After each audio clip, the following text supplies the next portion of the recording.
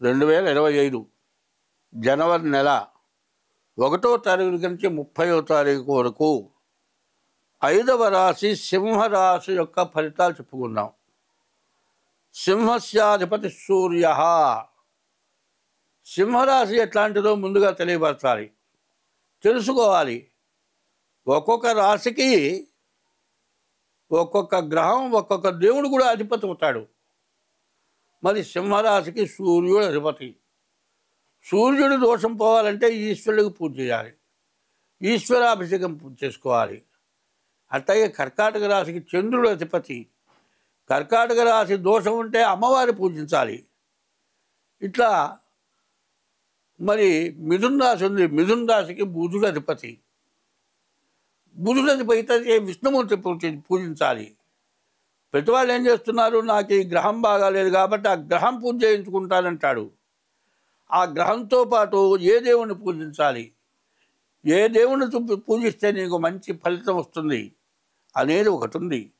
అందులో ఈ నెల జనవరి నెల 2025వ సంవత్సరం జనవరి నెల సింహరాశి అంత చెడుగా ఉన్న రాశి ఇంకోటి ఏదీ లేదు.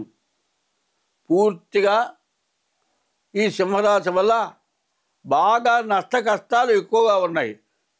ఏమిటి ఇది ఎట్లా పోతుంది అంటే, ముందు మీ ఇష్టదైవాన్ని పూజించాలి. ప్రతిరోజు కూడా శివాలయానికి వెళ్ళి శివ దర్శనం చేసుకోవాలి, శివుడికి ప్రదక్షిణాలు చేయాలి. ముందు తల్లిదండ్రులకు అన్నం పెట్టాలి, తల్లిదండ్రులను ఇబ్బంది పెట్టకూడదు, భార్యని పూర్తిగా ఇబ్బంది పెట్టకూడదు. మరి 25 ఏళ్ల వరకు తల్లిదండ్రులు నిన్ను చూస్తారు.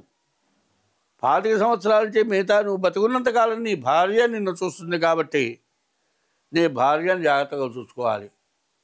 ఎవరినైతే ఇబ్బంది పెడతారో, ఎవరినైతే దుఃఖ పెడతారో దానివల్ల విపరీతమైన నష్టం పొందుతారు. దానివల్ల గ్రహాలు బాధ పెడతాయి. కాబట్టి మన హిందూ మతంలో ఏం చెప్పుందంటే 84 లక్షల జీవరాశులండి. ఈ 84 లక్షల జీవరాశులు చీమ దగ్గర నుంచి, దోమ దగ్గర నుంచి, మనిషి దగ్గర నుంచి 84 లక్షల జీవరాశులుగా పుట్టాం మనం. చివరికి మనిషిగా పుట్టాం. ఇవి ఎట్లా ఉన్నాయంటే 21 రకం జీవరాశులు ఆకాశంలో తిరుగుతున్నాయి, 21 లక్షల జీవరాశులు భూమి పైన తిరుగుతున్నాయి, 21 లక్షల జీవరాశులు భూమి లోపల తిరుగుతున్నాయి, 21 లక్షల జీవరాశులు నీటి లోపల తిరుగుతున్నాయి. ఇన్ని రకాల జీవరాశులుగా పుడితే మానవుడికి మంచి జ్ఞానం, విచక్షణ జ్ఞానం, మంచి తెలియపరిచేటువంటి స్వభావం, మంచి నోరిచ్చాడు. అదే మిగతా జీవరాశులకి మనకు ఆకలి ఎందుకోండి, వేళకి అన్నం దొరకలేదనుకోండి, ఆకలి అవుతుంది అన్నం పెట్టమని మనం ఎవరినని అడుగుతాం. మిగతా జీవరాశులకి ఆకలి అవుతుంది అన్నం పెట్టమని అడిగేటువంటి స్వభావం వాళ్ళకి లేదు, ఆ జ్ఞానం లేదు. అవేం చేస్తాయి, కటికని ఇంట్లో దొరకబడతాయి, గబగబా తింటాయి. ఆ గిన్నె పడదోసి తినేటప్పటికల్లా 10 మంది తినేది మొత్తం పాడు చేసిందని ఆ కుక్కను లేకపోతే పిల్లిను కొడతాం.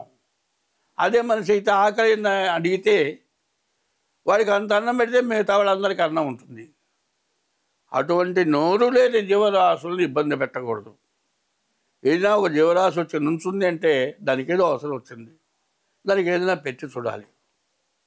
ఒకసారి విపరీతమైన వర్షం కురుస్తుంది. వాకిలి దగ్గర గడప లోపల కుర్చీ వేసుకొని కూర్చున్నా. పిచ్చికలు వచ్చినాయి. నీళ్లు బాగా గీలకల లోతు నీళ్లు ఉన్నాయి, ఆ పిచ్చికలు వస్తున్నాయి. ఆ నీటిలో స్నానం చేస్తున్నాయి కావాలని అనుకున్నా. ఆ నేల మీద ఉన్నటువంటి బియ్యపు గింజలు తింటున్నాయి పాపం, తిండి లేక. అయ్యో పాపం ఆహారం లేక తింటున్నాయి కావాలనుకొని కాసిన బియ్యం నేను కూర్చున్న పక్కన కాసిన బియ్యపు గింజలు వేశా. కటికని వచ్చినాయి, ఆ బియ్యం తిన్నాయి. అంతే 5 నిమిషాల లోపల గుప్పెడు బియ్యం గబగబా వచ్చి పిచ్చిలో తినిపోయి. ఇక రోజు ఒకసారి వేసేవాడిని, వాన లేకపోతే బయట వేసేవాడిని. బయట వేస్తే అవి తినిపోయేవి.